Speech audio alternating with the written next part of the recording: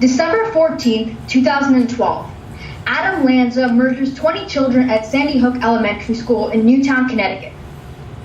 At Virginia Tech University, 35 people were recently murdered and killed with handguns. These atrocities have many things in common, but the one similarity I want to discuss here today is that the perpetrators committed this crime with a handgun. Fellow senators, gun violence is a growing trend in the United States of America, which must be reversed. I cannot bear to see my constituents put at a daily risk of this violence. Thus, I stand in the firmest affirmation of this resolution to replace the Second Amendment of the Constitution, as guns double risks to homicide, suicide, and domestic violence.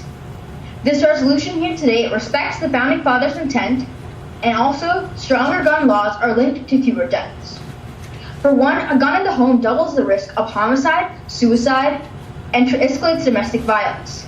According to Evan D. Philippus, a public health reporter, a recent meta-analysis revealed that easy access to firearms doubled the risk of homicide and tripled the risk of suicide among all household members. Family violence is also much more likely to become lethal.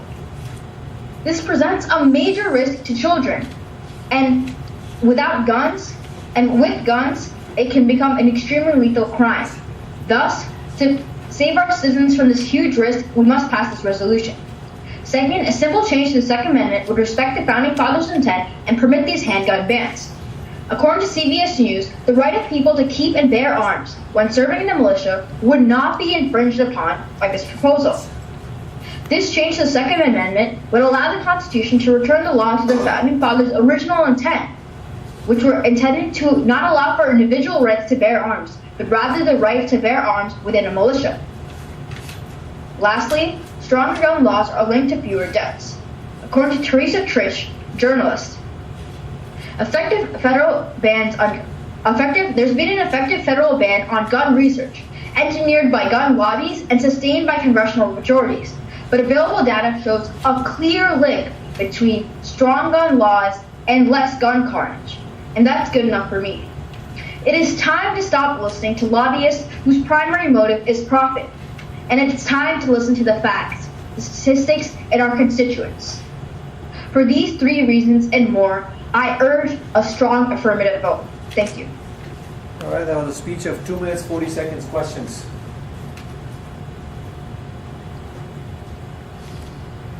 He wins without a questioning session. That means you're not paying attention. It's part of your debate. You wouldn't know what side he was debating? Okay. Okay. Senator, won't criminals just find a way to obtain these guns illegally? The resolution's aim here today is not to just focus on those criminals, but rather the people who own these devices legally, but still commit these atrocities. And with this resolution, we can prevent that. Further resolutions can prevent other areas, but by passing this resolution, it's a great first step.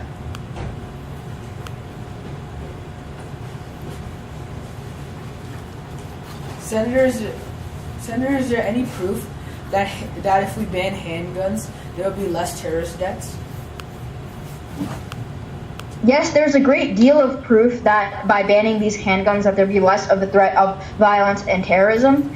And as I presented in my speech, the guns double the risks of things like homicides and suicides, and stronger gun laws are linked to fewer deaths. So for these reasons, it's a clear link. All right, thank you, Senator.